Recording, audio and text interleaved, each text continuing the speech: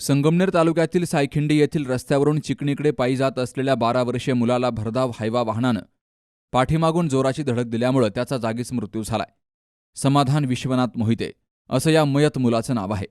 समाधान मोहिते हा मूळचा नायकरवाडी मुथाळणे तालुका अकोले या ठिकाणचा रहिवाशी आहे. सध्या तो चिकणी या ठिकाणी राहतो.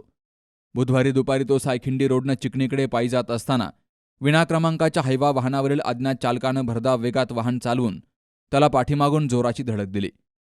या अपघातामध्ये समाधानचा जागीच मृत्यू झाला. तर घटनेनंतर समाधानचा मृतदेह उत्तरीय तपासणीसाठी घुलेवाडी या ठिकाणी आणला गेला.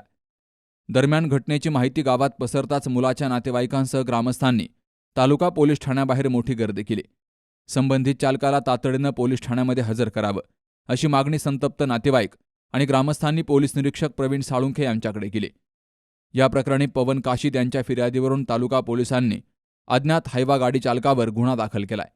या घटनेचा पुढील तपास सहाय्यक फौजदार बन्सी टोपले करतायत. बाबासाहेब कडू, सी न्यूज मराठी, संगमनेर.